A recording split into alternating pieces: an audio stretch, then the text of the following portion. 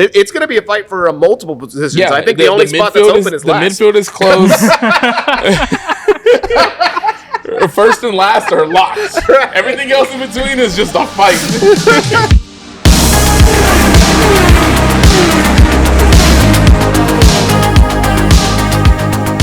What is up, everyone? Welcome back to another episode of Around the Circuit, Apollo Media's Formula One podcast. As always, I'm your host, Junior, joined by my boys Mark and Ivan. Boys, we had a Grand Prix weekend in Baku. What a weekend it was.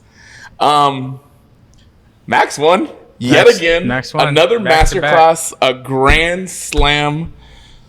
Brother, I said it earlier in the, right before summer break. I said when we had all lost hope on our teams and our drivers, I said I'm going to live and die by the Max Verstappen wins.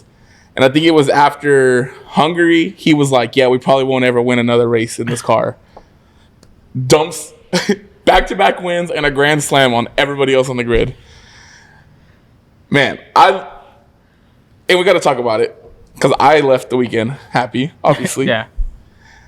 Carlos Sainz. Our boy, operator. the smooth operator. Oh, it was good seeing I got the hat. I finally busted it out. Yeah, I finally had a reason. We've been saying it all season. Williams is back.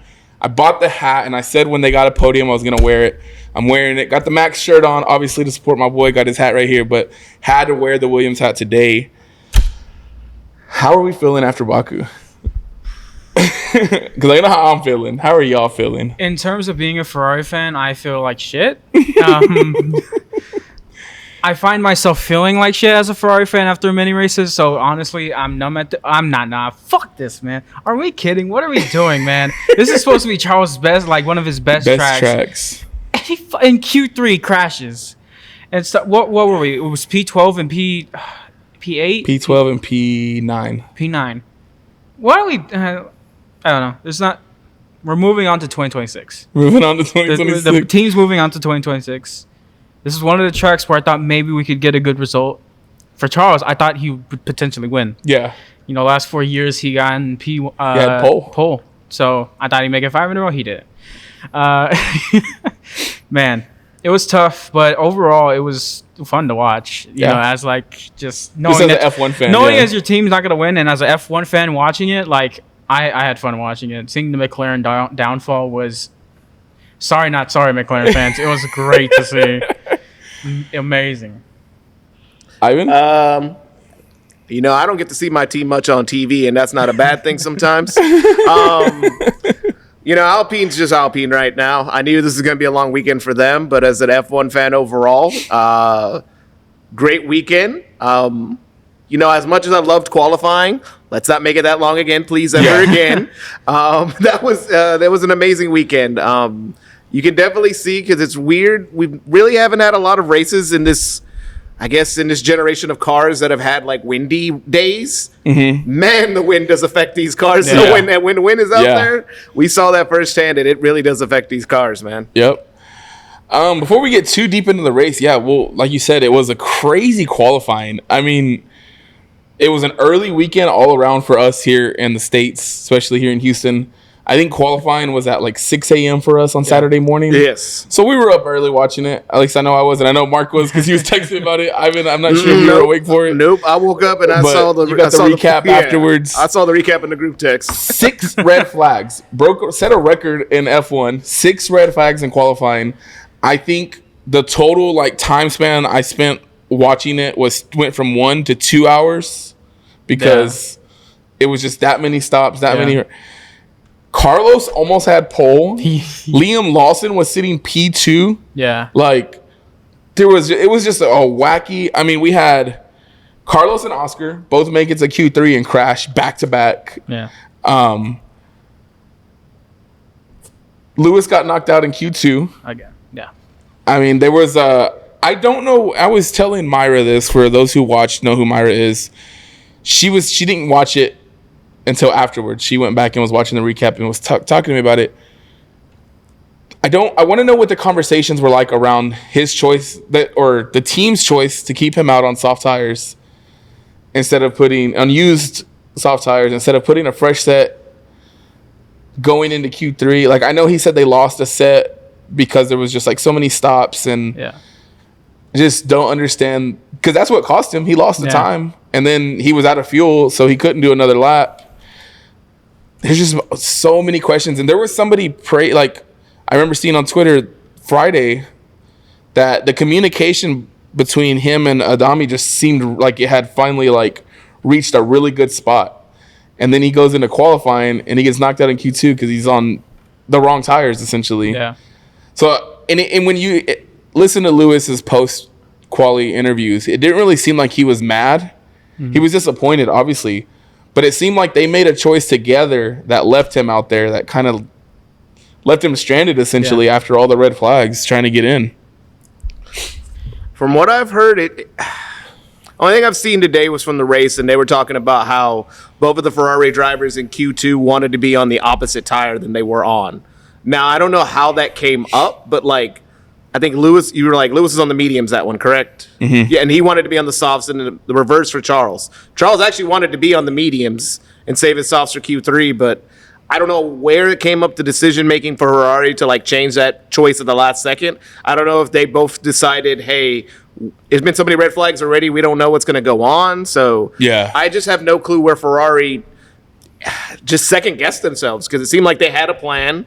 That was the big thing I heard about Red Bull. Red Bull had a plan. The softs was their last resort. They wanted to save those no matter what. Yeah. And it seems like they stuck to their plan, and it worked out for them. And it's just another weekend with Ferrari where you're like, if you would have just stuck out, it seems like y'all are developing the right plan, but y'all are second-guessing every single thing y'all do, and it's frustrating. And I'm not even, like I said, I'm a Ferrari fan as my number 2 team, and I can only imagine what the drivers are going through right now. It's just frustrating.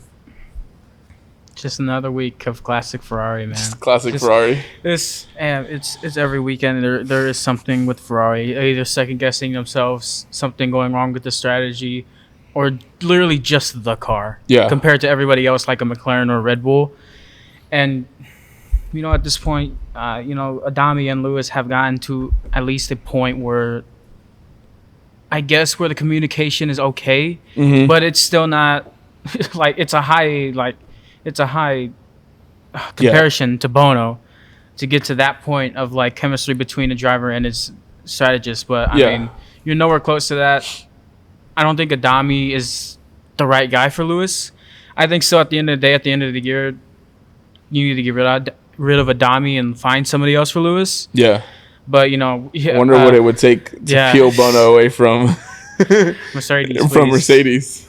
But yeah, we talked about it before. What would that do to Kimi if that were to happen? Because they probably have a good chemistry going on right now. Yeah, I mean, for a rookie who has gone through the downs that Kimi has to yank an engineer like him away from him. Yeah, so it's like, would be kind of weird, Where do we go? Who's the right guy for Lewis to be there? To be something similar to what him and Bono had back in Mercedes. So I mean, the whole weekend was chaotic, like including for Ferrari. Yeah. So I mean, it's just weird because Ferrari, like you said, this is a strong track for Charles. Ferrari looks strong through the practice sessions. I mean, Lewis topped FP2.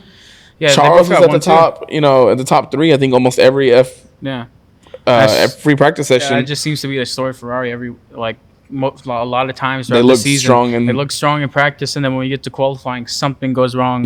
Between each driver, or even or both drivers. Yeah, like this weekend. And even then, if we do get a good result, something happens in the race. Charles got a pole. Something happens. Bates us out with the. It's crazy to see just happen over and over and over again, where they have just like strong practice sessions. And then I know they said that they made a change going into quali that on paper it looked like it was supposed to work.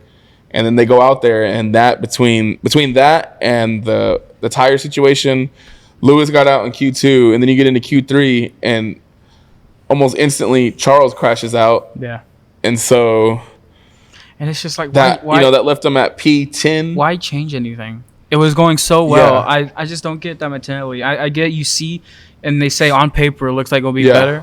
You've already seen what happened during practice. Like, we were top 3 each time. Who cares? If we could get top 3 at anything during qualifying. Point, you want to take even a podium if you can, just because they ended up finishing, P8, P9 this race? just look that strong in practice and then make a change going to qualify terrible because you crashed out and you couldn't get out of Q2. Finishing P8, P9 is about the best you could probably hope for after all the chaos that came out of this weekend. Though I don't think Ferrari had as bad of a weekend as McLaren did.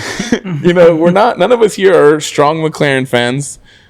The Drivers' Championship still looks like it's going to be between Oscar and Lando. It's still a very, very, very long shot for Max. But you're telling me there's a chance to win it. But you're telling me there's a small chance. And that small chance grew even more of a little bit after this weekend. Even a little bit more. They had an all-around terrible weekend. And it starts with Oscar. We've praised Oscar all season long. We've talked about how much stronger he was mentally than Lando, it seemed like. Yeah. Stronger on the track, stronger in qualifying for the most part. I mean, it's been neck and neck when it comes to being on the track, them two. But Lando has tended to make more mistakes. This was not a weekend for Oscar where we could say that. Not at all. He had, a streak of 44 straight races that he had finished, snapped after this weekend. And it started in qualifying. I mean, he crashed out in Q3. Yeah. Almost put Liam Lawson on the front row. With that crash. And then you go into the race, and before we even get in the race, let's talk about how he crashes in Q3. Yeah. What a prime opportunity is for Lando to go. Yes, there's 6 red flags. Yeah. Don't tell how many yellow flags. Like, there was just incident after incident after incident during qualifying. But you're in Q3, everybody has 1 lap, and a Williams and a Racing Bulls are sitting at 1 and 2. Yeah. In that McLaren rocket ship, you should be able to put it on pole or at least a front row. Yeah. Because, yes, the other fucking driver is Max Verstappen, and Max Verstappen is going to do Max. Max is Max, like you've been saying. You should be on the front row, if not pole, in that rocket ship. And he couldn't do it. He couldn't put a good lap together. I will say it is crazy seeing that happen. And instead of people dogging on Oscar because he had such a bad qualifying, people immediately like, Lando, you suck. It's just, he does. It's crazy to see that qualifying alone was handed to him on a silver platter. Yeah. Here you go. Put your car on the front row. Maximize your results. Yeah. Your championship rival right now is completely out of it for the most part. Yeah. All you have to do is put a good lap together and get on the front row and maximize your points. And he couldn't do it. He qualified P8? P7? P8, I think. Somewhere around. In a McLaren? Are you kidding me? I mean, I know he went wide, touched the wall. Probably could have been a lot worse. Yeah. But it's crazy to see that he couldn't maximize that. Lando genuinely shocks me each week. I don't think he can make a bigger mistake either in a race or qualifying, and he surprises me every single week because, like you said, it was a prime opportunity. Your championship rival, your teammate, put it in the wall. You had a chance to get even just in the top 3 so that we could get good points in the race, and you don't do it. Yeah. And we were at the wrestling watch party, and we watched the video of Oscar looking at Lando's He was watching me. He goes, well, there you go. There you have it. And that was hilarious to see. But yeah, Lando not shocks, but it doesn't surprise me. It's just wild. Yeah. Lando, for me, man, he can't catch a break. Yeah. He is one of those drivers where, he can catch a break with the safety car, but he can't catch a break for himself in general to get him. Oh, you know what? He can't get out of his own way. Exactly. I was going to say I should change it to that. He can't get out of his own way sometimes because, man, this is an opportune weekend for him. And I know a lot of people don't want to hear excuses from McLaren, but apparently their biggest weakness is high-speed braking. Well, you don't have to tell me that anymore. I saw it. This is compare this to Monza, and you can definitely see at a high-speed circuit with braking, that's going to be their downfall a lot of the time this season. That's why, I know they said that their other track that they're most scared of is Vegas for McLaren. McLaren doesn't expect to do anything that race either. As a team for McLaren, you just have to swipe this down as it was not meant to be on this weekend. I know we've been talking about it for weeks about they can clinch the constructors. I mean, they had that fancy wall with all the constructors championships in the pit this weekend. So I mean, they were ready to add another one to that probably. I think it was like they're gonna have to wait for Singapore. I really do think it was the team just getting ahead of themselves. Like everybody, they were like, nobody's been touching us the past couple weeks besides Max. I mean, this is a car that won here last year. We should be able to rebound. And honestly, I think McLaren a little bit rested on their laurels where they're like so confident in their car and this weekend and their drivers. And, we have 2 number 1 drivers, but forgetting, hey, you still got to go out there on track and finish the job. That's something that McLaren normally has been doing the past year and a half during their domination is we finish what we start. We can make sure we get to where we want to be as a team. But, I mean, I'm sure the next race they'll have a much better outing.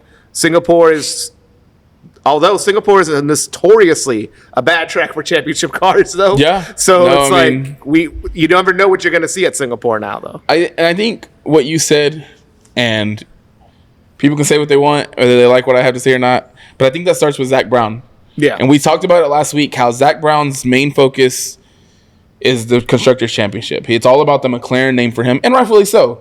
He's in that spot where that's what matters to him. Yes, he wants one of his drivers to win. Yes, there's probably some favoritism to Lando because he's been with the team so long, and it kind of looks obvious at times. Maybe not. That's up for debate between Lando and Oscar fans. I don't get involved in that. Yeah. But it starts with him. When you look at how he's treated these championships, the Constructors has always been number 1 for him. Yes, Max won last year. Max had a bigger lead. He was content with winning the Constructors last year. This year, it's like Constructors first and then the drivers. That's why they've played this papaya rules game all season. When you get into a race like this where you only need to outscore Ferrari by 9 points. Yeah. And you have the worst weekend of the season between probably both your drivers. Like, the only thing that could have made it worse was Lando crashing out or finishing outside of the points. He only gained 6 points on the championship fight. Yeah. On a race where Oscar crashed out in lap 1. We could talk about it. He jumped the start. Yeah.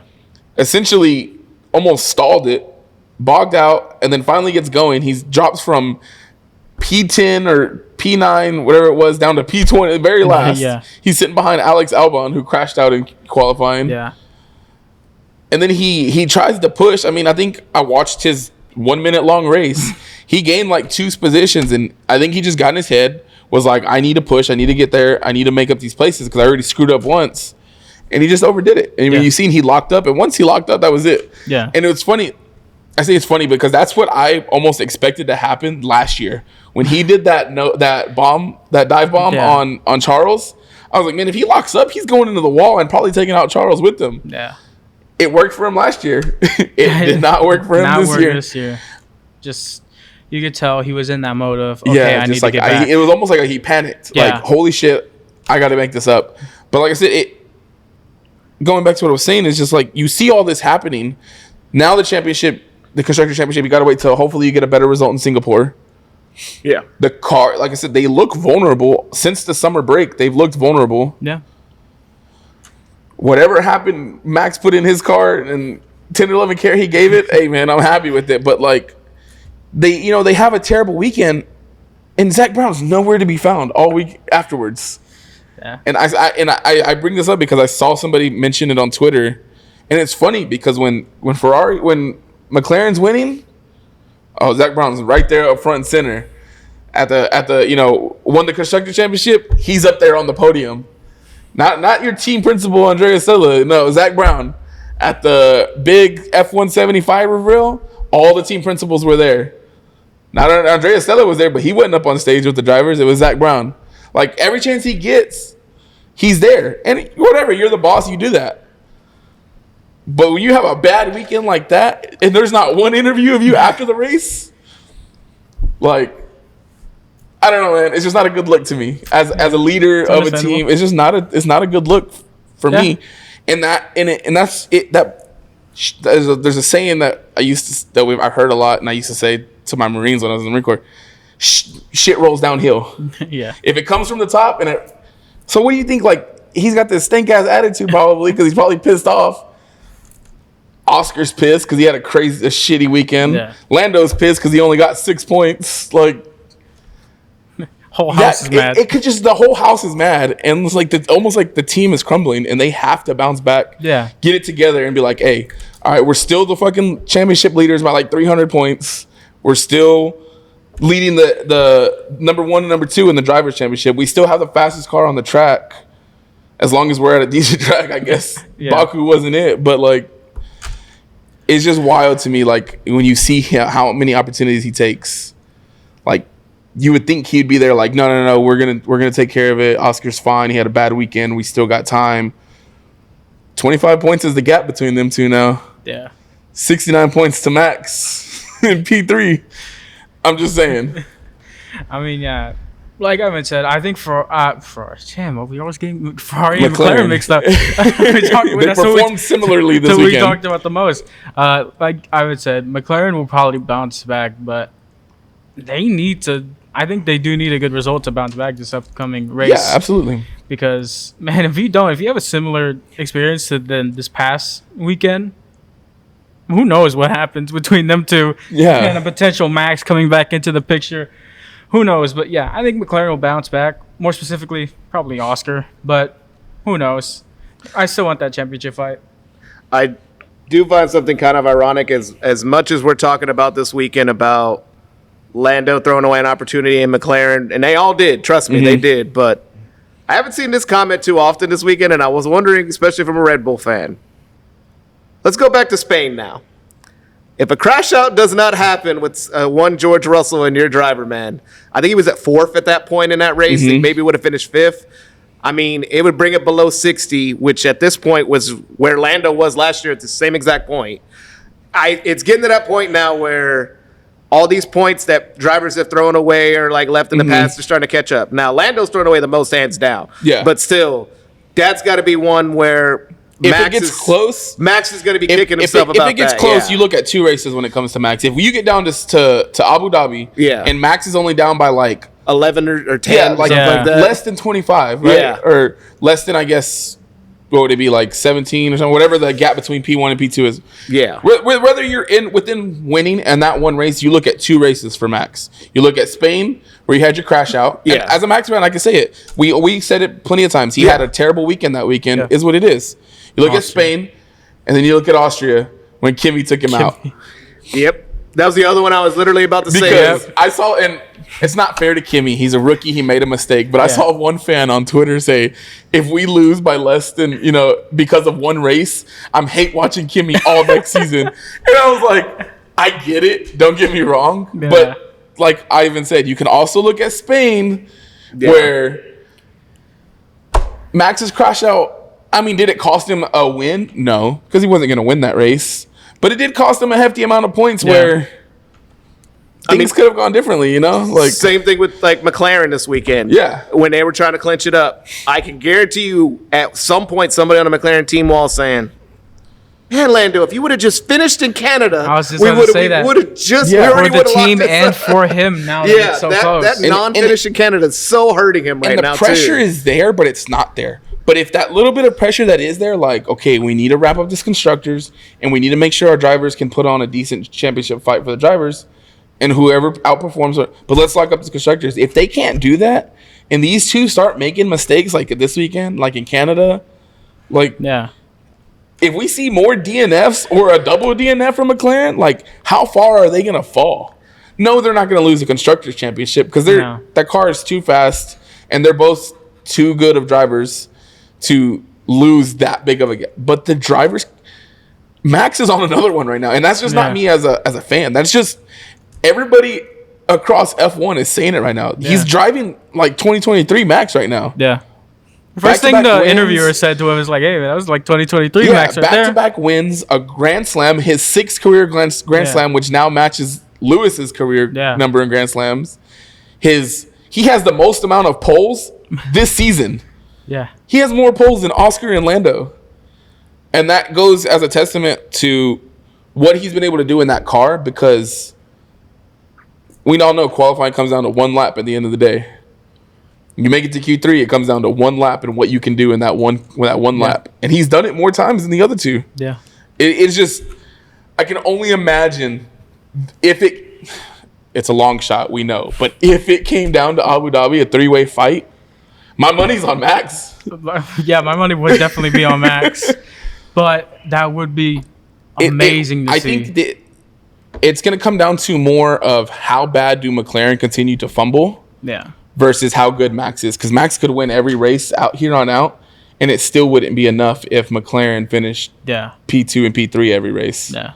Like it's going to take some little extra magic. Like, last week we were talking, they're going to need some DNFs with it. Oscar did that. We got a DNF. Whatever dark magic somebody out there as a Max fan is doing, hey, man. I saw somebody. But I think it comes down to how much is McLaren going to fumble versus how good is Max going to do. Yeah. And all Max has to do is just keep doing what he's doing now. Yeah. Which, hey, the Mekis effect maybe? I don't know. Hey, you could see, especially with Yuki, you could see it turn after Christian Horner had left and I forget how to say his name. Laurent Mekis. Yeah, Mekis is when he came in. It's been great to see, especially with Yuki. Speaking of, like we said, what was it, P6? Yeah, P5? Yuki finished P6. P6, yeah. That was great to see. He could have gotten a better result, but hey, after everything that's happened, I'm happy for Yuki in that result. Yeah, that was a great result for the team. I mean, it's weird, but in my head, and I don't think this is the way it is, but the longer the constructor battle goes on, I think the more it helps Oscar. Because at some point, if it keeps going on a little bit longer, say it gets extended past Singapore and we have to go to Austin, is that when you start saying, all right, Max is catching up, we still haven't clinched constructors, we're going to prioritize Oscar now since he's leading? Like, the longer this goes on, the more they have to start being like, all right, we just got to get some points for both drivers. I don't care. Whoever finishes number one in qualifying, you're going to be number one for the whole weekend. Yeah. Which is bad for the drivers' championship, but at the same time, like we've been talking about, this team is so focused on the constructors. There's no clear favorite until they wrap that up. And it's the craziest thing, and that's what's honestly letting Max back in the picture. Yeah. He is driving like 2023 Max. I will say, like, this weekend, it could not have been any more better for Max. Like, you mean to tell me I'm starting on pole and I got a Williams and a RB right behind me? I said that exact thing. And it's the only thing that terrified me was, and I told Mark this on Saturday, I was like, he's going to get a better start than these other two. No, I mean, obviously we love Carlos, but he's in a Williams. Yeah. And there's a Racing Bulls behind him.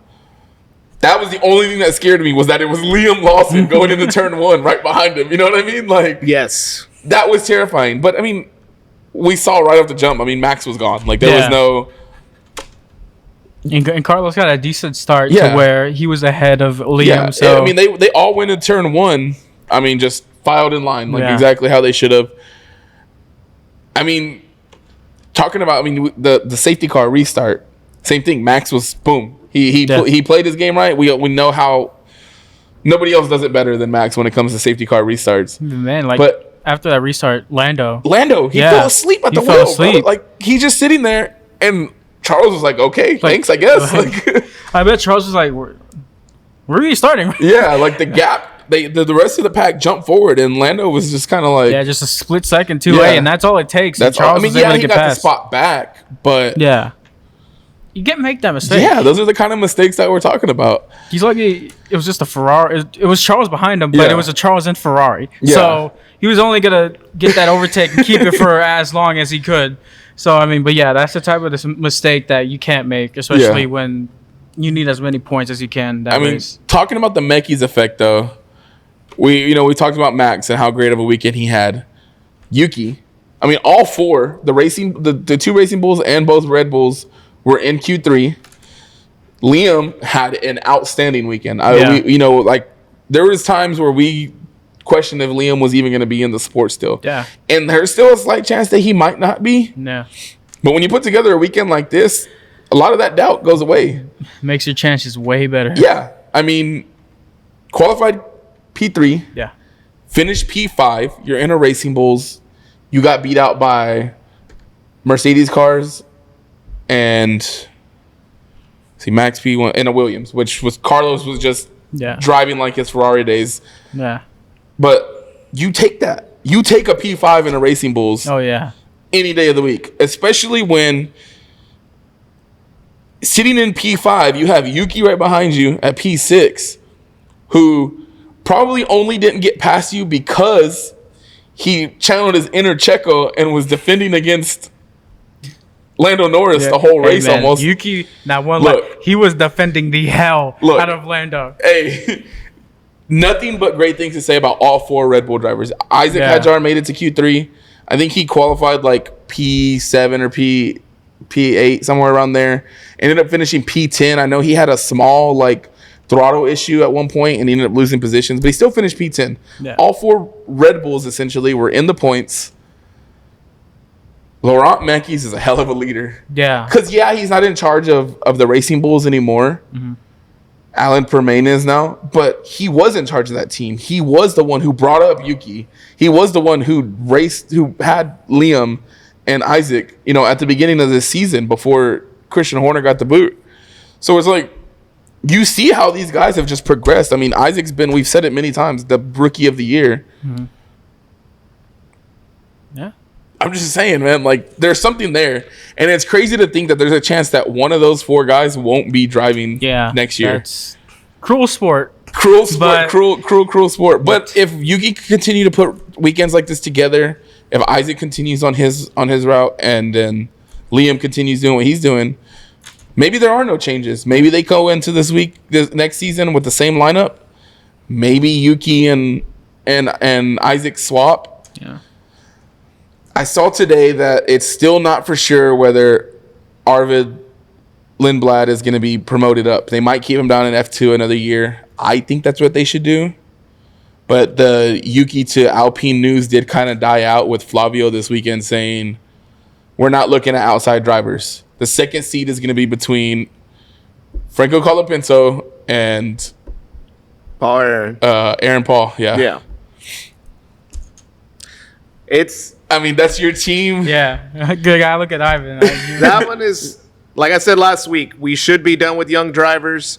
Pierre desperately needs some help at that team. I mean, if they had a competent second driver that could score, Alpine could easily be P8 at least. Yeah. Like, he just needs a little bit of help with this team. I mean, I'm really not understanding the decision making there. There's a bunch of rumors going on around the team in general where, I mean, in 2 years, I don't know if this will still be Alpine. Like, how so many rumors are going around with the team. No. Like, there are so many rumors when it comes to, is the team for sale? Or are they trying to sell the team? Is that why they stopped their engine program? I'm sure we'll get to it eventually today, but there was Christian Horner news that came out that has links to Alpine as well. Mm-hmm. So, I mean, there's a bunch going on with the team. Well, we could talk about that now. I mean, officially, he had his buyout and was today officially released from the team. Yes, he was fired, but there was the negotiations behind his contract. I think he took like a 51 million pound buyout. Like, I wish I could get fired and take $51 million in my pocket on the way out. You know what I mean? Like, I heard that was for the contract. They said they had to pay him out for incentives, so it's closer to like 89, 100 million that they paid him out. Bro, fire me. Just insanity. But like you said, there could be a Christian Horner resurgence in the summer of 2026. He's eligible to go race for another team. Yeah. Be a principal for another team. Be a part of another team. Yeah. In the sport in summer of 2026. I think is a year-long wait that he has to wait. Yeah. But could you imagine? Here comes Christian Horner in pink. Like, and he would be because that's been his dream the whole time. That's the main reason Alpine's the rumored leader for him right now. He's wanted to be, that's the reason him and Toto have always butted heads. He's wanted to be what Toto is, which that's not anything to say about the championships. I'm talking about just strictly being a part owner of the team you race with, or that you're a principal of. That's what Toto's big thing about over a bunch of the other team principals is. He's legit part owner of the Mercedes Formula One team. So he can have a lot more say-so than other people. And that's what Christian's always wanted. Especially when you look at Alpine's ownership where, like, you have celebrities like Ryan Reynolds who are part of, like, the ownership team over at Alpine, right? Yeah. Yeah, exactly. So, I mean, it can only imagine, like, somebody like Christian Horner comes in and is like, all right, I got some money. Let's talk. On a struggling team like that, like, it would be appealing. You could only, you couldn't. You're buying low, and when you're going in yourself and you're trying to rebuild it, and he's playing with house money essentially. It would be interesting to see, but seeing Alpine especially struggle yet again this weekend. I mean, Colapinto it's almost like he got distracted by Pierre going off on that one turn and then just drifted sideways into the wall. It was during qualifying. It was nuts. I think that honestly, I think the Colapinto experiment should be over. Yeah, but I mean, poor Jack Doohan's never going to get another chance. I don't see how Paul Aaron can like help that much more. But I mean, it can't be worse than him. Honestly, I think ironically, I think the main reason we're seeing these rumors now with Arvid not being promoted has a lot probably to do with Kimi. I mean, I feel like a lot of these teams were, especially on a grid where we have like 7 rookies or 8 rookies this year, everybody's probably looking around and saying, all right, we went pretty rookie heavy this year. Yeah. Not all of them have been taking the season as great as we thought they would. We've already lost one. And here's my thing too. When you on your point there is that when you look at drivers like Gabby, Kimi, Isaac, they have pretty much outperformed what you expect out of a rookie, especially Gabby in a Sauber. Yes, Kimi struggled in the Mercedes, but he put together a great weekend this weekend. He finished P4. P5, I want to say. No, it was P4. Yeah, it was P4. Right. So, I mean, he bounced back, had a good weekend, like we said he needed to. You know, do you really want to move up an F2 driver who has struggled at times in F2? We've seen just 2 weekends ago, Arvid was taking out drivers in 2 different sessions. Yeah, let them develop. You're already rookie heavy. You got drivers who are going to give you decent results if you give them a decent car. And when it comes to Red Bull, all 4. Kimi's going to do it as long as he can keep his head straight. Gabby's going to do it as long as you can give him. If you give Gabby a stronger car, he's up there with performing probably like Isaac. Yeah. I feel like Red Bull, and I mean they're never going to say this, but after the year Red Bull in general has had, they owe it to those guys they have brought up into the sport. And I mean this include Max, even though he's a champion. They owe it to those guys to have 1 year of stability, I feel like. Yeah, no, just absolutely. 1 year of like, okay, we know we've been shuffling cards around. Max, we got rid of your only team boss. Like, let's just have 1 year when we enter. Everybody will be safe. Everybody's going to be on the same terms. Everybody knows where they're going to be at. That's why I feel like they should just keep things as is. Yeah. There's nothing wrong with the current setup Jerry Jones of the F1 world, a.k.a. Helmut Marko, to just sit back, let Mekis take this team into 2026 with a driver lineup that's already set, and just, like you said, the stability. Let's go into this next new regulations where we're not worried about fucking drivers. We're worried about focusing on the cars, making them as good as they can be, and just go. Like, Arvid is still going to be there. When another year F2 is not going to hurt that guy. No. He's still very young. I've been lucky enough to see him drive in person here at the show run they did last year. The kid can drive, but like, give him another year, man. Like, why rush it when you have 4 drivers who, as of Baku 2025, the Azerbaijan Grand Prix, are performing decently. They're putting Racing Bulls into Q3. Yeah. They're starting on the second row, like, and that's saying something because we were on Liam's ass at the beginning of the season. His ass. Just it's a great point by Ivan. Like, give them the stability. You're a new team principal. Like, let them just new regulations. Why would you worry about?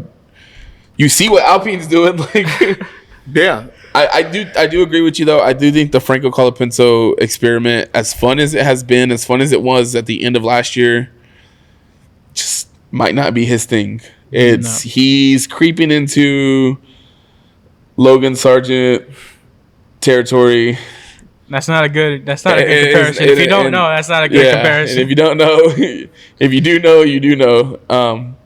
Hey, going back. Granted, and like you've said plenty of times, Ivan, I mean, the fact that Logan Sargent stayed in the sport that long, yeah, he had that luxury. Drivers like Franco and Doohan don't have that type of luxury when you have a backlog of F2 drivers that almost look ready to move up and are falling into reserve driver roles because F1 is just kind of, even with a new team, is just backlogged. Exactly. And in a world where like every next up and coming driver is called the next Lewis or Max, you've always got to stay on your toes in this sport. But I mean, I'll just use this as an example. Like, if you just think of the past 2 years we'll take our Red Bull out of the conversation. Think of the past 2 years for RB. How many freaking drivers have they shoot, if you want to go back as far as, let's see, when they brought in. You go back to 2015, Max's rookie year. Yeah. I mean, he came in, and then in 2016, they moved him up to Red Bull. Yes. And then, I mean, you've seen Carlos go through that system, Pierre, Danny Rick, Liam, Yuki.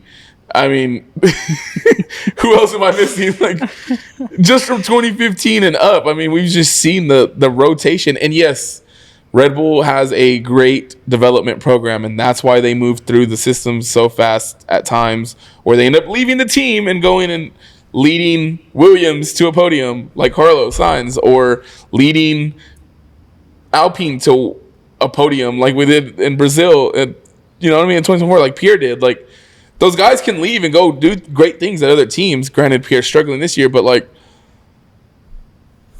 it's just so many people it's just a revolving door. Yeah.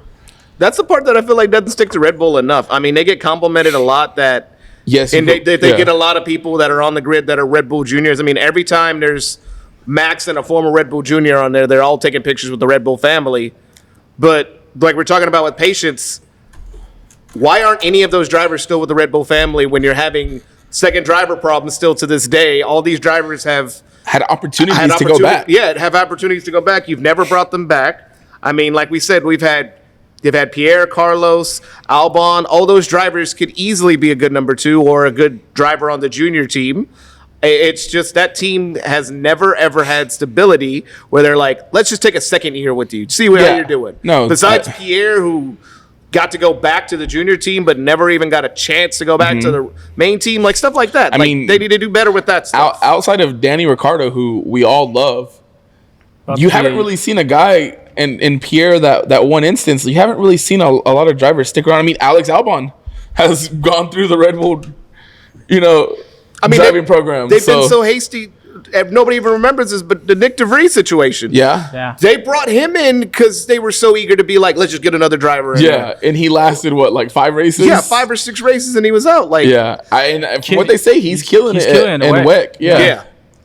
And he went back to Formula E too, so I mean, he's doing good in other categories. So he's, there's always opportunities outside of F1, but everybody wants to be an F1 driver. Yeah.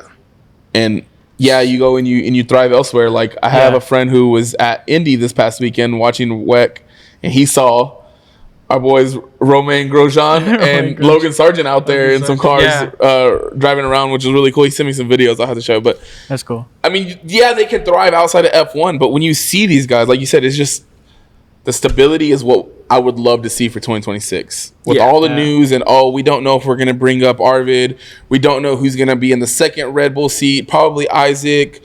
We don't know where Yuki's going to land. Or Yuki deserves to still be in the sport. He's still driving. Like, he has gotten better. Yes, he still makes mistakes, but the switch from Horner to Mekis has obviously been more positive than anything for Yuki. Yeah.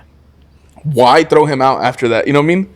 Yeah. Like, we saw what he can do this past weekend. Yeah. Finished P6, defended against that McLaren rocket ship. I'm just saying, I don't know. The driver situation shouldn't be a problem at Red Bull, but it always will be. It always is. Leave those struggles to Alpine. Yeah, we got that covered. I was gonna say we're about to mark a year since Danny. Yeah. Singapore was Danny. Just I know, got to throw up the lighters. Hey man, love my boy Danny. I hate that he'll never be back, but eventually I'll get a chance to meet him one day. Yeah, we'll get there. Let's talk about Mercedes though. They had a almost like quiet weekend. A good weekend. A quiet, great weekend but for that Mercedes. Is the theme for George specifically That's too.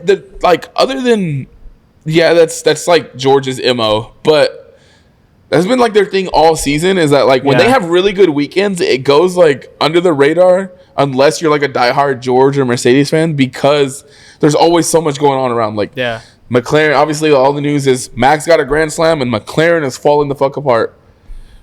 George almost didn't race this weekend. He skipped media day because he was sick. I don't know if y'all heard that radio from FP1 when he called in. Dude, he sounded like pure death on the radio. He sounded like he was dying. I guess he had the flu, was really sick, almost didn't get to race. This was George's flu race. Yeah, this was George's flu race. We almost got to see Valtteri in the car this weekend, which would have been funny because he would have had to serve his 5-second penalty. Yes. But George went out there, and we all know how I feel about George. Yep. He had a great weekend. I'll give him his flowers. Yeah, he had a good weekend. I know Stoney will be proud of me if he watches this. Yes. We give Woody his flowers because he had a. We give him his flowers. Fighting through a sickness. I'm a baby when I get sick. If I got the flu, don't talk to me. Leave me on the couch with my blanket and a pillow and give me some medicine. Yeah. Just leave me alone to sleep and much less go drive a rocket ship on wheels. You know what I mean? Yeah. So shout out to him. He had he put it together. They played the strategy game and he ended up P2. P2, yeah. Took over P2 from Carlos, and Kimi fought his way and finished P4. You finished P2 and P4 on a weekend where one of your drivers has the flu and another's a rookie. In Baku, where everybody was crashing the fuck out during qualifying, you take that and you ride in the sunset until Singapore, you know? I mean, yeah, like going back to Lando and McLaren's downfall. I mean, dude, I think they hate Lando with how many of the pit stops. The slow pit stop. They have been messing up. Lando almost did the same thing that George did. You know, you use the strategy, you take the pit stop, and you pick up positions on it. And instead, he got the slow pit stop and lost those 2 positions where it worked for George. George came out P2, never looked back. Exactly, and it's just like, man, like you've already wasting the opportunity, and now the team is not helping you with this pit stop. And back-to-back weekends. Back-to-back weekends. It's tough. Like, hey, Oscar ain't there to switch positions anymore. Like, you have to fight back now, and you can't. So, yeah, I mean, a great weekend for the Mercedes. Great weekend for George. Stoney, we do give love to George here. We do give love to George. When he does good, he does good, and we will give him his flowers. Even though I know Junior doesn't want to. Hey, man, you know what? I had to. Like, you know, you come in with, like I said, you come in sick and just almost don't drive, skip media day, and you go out there and you put a qualifying in a race like he did. You tip your hat to him, I'm going to say this. He's not getting a graphic until he wins another race. So do not come into our group chats asking for a George Podium graphic. When he wins again, I will give him one. George is always the one that's waiting there. We've talked about that all year long. He's always going to be the guy that's sitting and waiting, ready for things to happen. It's starting to get to the point where you got to start questioning what's going on with the McLaren pit stops. I have my own little quick theory I was going to say is that, you know, McLaren is the best on tire wear. They've apparently developed something that helps their tires not wear out as fast as the other teams. But they've also... Recently, they said they had to make a custom front end for Lando because he couldn't drive the car the way it was, and that's how he's been able to do so good. I'm starting to wonder if that custom front end they put on there is like starting to affect his pit stops because no matter if he stops first or second or if he's the only car out there to make a pit stop, his car is the only one being affected by this. There's no way that you can have almost a record-tying pit stop with Oscar and then the very next stop have a 4-second stop with Lando. Yeah, because they hold the best one this season, right? Yeah, they hold the best one this season. So it's something with Lando's car specifically, and the only thing that they've done differently besides, you know, have that custom front end is nothing else. Everything else is the same on that car. So I've got to start thinking that that's causing some type of havoc for McLaren, but keeping it with Mercedes – I mean, this is what Mercedes has been all year long. They've been consistent. They've been quietly coming along. And more importantly, now they're second place in the Constructors. And same thing as last year. We have a fight in the Constructors Championship. It may not be for P1 like it was last year, but it's still a fight where we're going to have 2 teams. And you know, if you don't look now, but you got a third team that's running up right behind them, too. I just pulled that up. And we talked about this last week. P2, P3, P4, and the Constructors Championship was going to get real tight, fucking quick. So Mercedes took second now. Yeah. Great weekend from them. Hey, we said it was going to happen eventually if Ferrari couldn't get it together, and they just haven't gotten together. P8 and P9 ain't going to give you a Constructors P2. No. Mercedes has 290 points now. You got Ferrari behind them with 286. Red Bull now has 272. They're only 14 points behind Ferrari. Yeah. If you have another Max Masterclass with the Yuki, you're looking at P4 Ferrari, especially with as long as Yuki finished. I said I'm gonna enjoy our days as P2. I think everybody who was saying yes, Ferrari has struggled, but we're still P2, took it for granted because now we're getting into 7 races left. I never took it for granted. Not you, but other people. I'm just saying. I'm taking the days we're P2 because I know this is not gonna last. Yeah, and you did say that, but there are people who have been like, oh, well, we're still P2 in the constructors. Yeah. Now you're P3 and you're looking at P4 very quick. Because UVS found it out. I don't see Charles or Lewis outperforming Max for the rest of the season. No. Max might not win every race for the rest of the season, but he's not going to get outperformed by the Ferraris. Mm-mm. It's wild to see. It's going to be wild to see where if Ferrari finishes P4, how just like. I hope if we do, it's a slap in the face to them. So it's like, hey, that's gotta be a wake up call. It's gotta be a wake up call. It should have been a long time ago, but. Just to see like you've lost P2 and you're probably going to lose P3 here the next week or two. I want it to happen so fucking they can look at themselves in the face and figure it the fuck out, man. Like, because this shit is like, it's every year with this. And this year, you had a great car last year that we one race away from the constructors, blew it away. You completely redesigned the car for no reason. And now we're stuck here. Lewis wants to kill himself. Charles is depressed as he always is. I'm depressed. The entire fan base is depressed. It's not been a great week. I keep watching WEC so that way I can see Ferrari on top for once in my lifetime. It's not been a great season for Ferrari. Where yes, you expected growing pains, but to see this level of just like, I don't know if incompetence is the right word, but it almost like. This level of incompetence, not so much from the drivers, because Lewis is still a 7-time world champion. You still have Charles, who's about the only one who can dance with Max if you get him in a car close enough. Like, man, imagine Charles in that McLaren, man. That would be so nice. It's just, you have 18 points separating P2 through P4 in the constructors. You have 25 points, essentially one P1 separating the Drivers' Championship. And we have 7 races left with a weekend off this weekend, and we go into Singapore, the worst race of the season for the drivers, in 2 weeks. Yeah, thank God there was this past weekend that George was sick. Could you imagine? Dude, there's no way he would have been able to drive in Singapore. He would have been dead. Yeah, there just would have been a safety hazard, essentially. Barring like anything crazy from Williams, they should have locked up P5 like for the season. But I mean. It's only 30 Racing points. Bulls they're right there. Just right. I mean, we'll see. You can't count out Liam and Isaac this season. That's what I was about to say. Yeah. It's like you can't count them out. And the thing that I'm looking at it right now, the fight for P6 and P5 is just as crazy. Racing Bulls at 72, Aston Martin at 62, Kick Sauber at 55.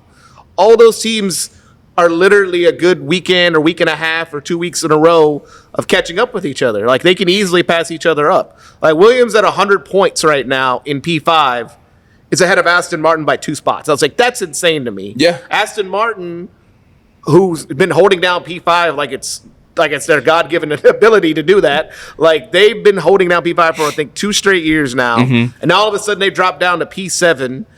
You're about to become a Honda-powered team.